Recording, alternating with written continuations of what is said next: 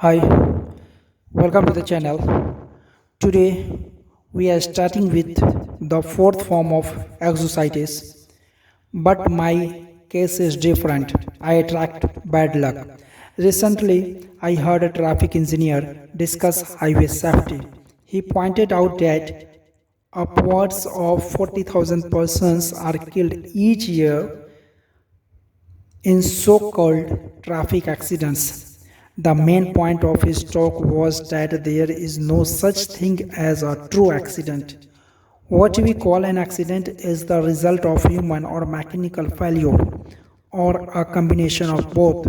What this traffic expert was saying substantiates what was meant throughout. The ages have said there is a cause for everything. Nothing happens without a cause. There is nothing accidental about the weather outside today. It is the result of specific causes, and there is no reason to believe that human affairs are an exception. Yet, hardly a day passes that you do not hear someone blame his problems on bad luck, and it's a rare day that you do not hear someone attribute another person's success to good luck. Let me illustrate how people scam to luck exercises. I launched recently with three young junior executives. The topic of conversation was that the day was George Shee, who just yesterday had been picked from among their group for a major promotion. Why did George get the position? These three fellows dug up all sorts of reasons: luck, pull, bootlicking, George's wife's George's wife, and how she flattered the boss, everything but the truth. The fact were the George was simply better qualified. He had been doing a better job. He was working harder. He had a more effective personality. I also knew that the senior officers in the company had spent much time considering which one of the four would be promoted. My three disillusioned friends should have realized that top executives don't select major executive by drawing names from a hat. I was talking about the seriousness of luck exercises not long ago with a sales executive of a machine tool manufacturing company. He became excited about the problem and began to talk about his own experience with it. I have never had it called that before, he said, but it is one of the most difficult problems every sales executive has to wrestle with. Just yesterday, a perfect example of what you were talking about happened in my company. One of the salesmen walked in about 4 o'clock with a $1,12,000 order for machine tools. Another salesman whose volume is so low he has a problem was in the office at the time. Hearing John tell the good news, he rather obviously congratulated him and then said, "Well, John, you are lucky again." Now, what the weak salesman won't accept is that luck had nothing to do with John's big order. John had been working on that customer for months.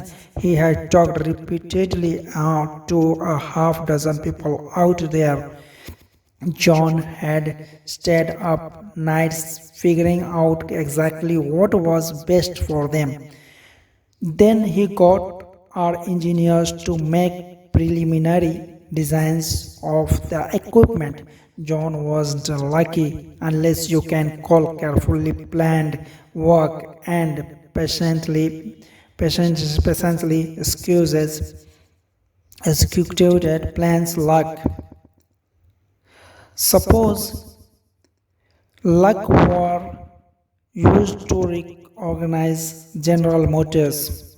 If luck determined who does what and who goes where, every business in the nation would fall apart.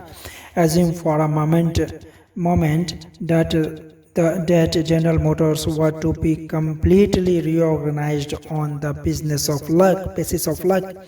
To carry out the reorganization, names of all employees would be placed in a barrel. The first name drawn would be president, the second name the executive vice president, and so on down the line. Sounds stupid, doesn't it? Well, that's how luck would work. People who rise to the top in any occupation, business management, selling, law, engineering, acting, or what have you, get there because they have superior attitudes and use their good sense in applied hard work.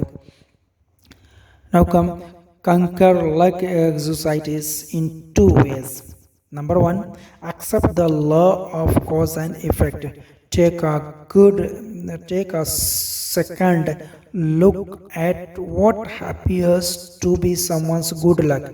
You will find not luck but preparation, planning, success producing, thinking preceded his good fortune. Take a second look at what appears to be someone's bad luck. Look and you will discover certain specific reasons. Mr. Success receives a setback. He learns and profits. But when Mr. Mediocrity loses, he fails to learn. Number two, don't be a wishful thinker. Don't waste your mental muscles dreaming on an effortless way to win success. We don't become successful simply through luck. Success comes from doing those things and mastering those principles that produce success. Don't count on luck for promotions, victories, the good things in life. Luck simply isn't designed to deliver these good things. Instead, just concentrate on developing those qualities in yourself that will make you a winner. Thank you so much. Like, share, and subscribe my channel. Next day, we will start with the third chapter of the magic of thinking being, that is, build confidence and destroy fear. Thank you so much.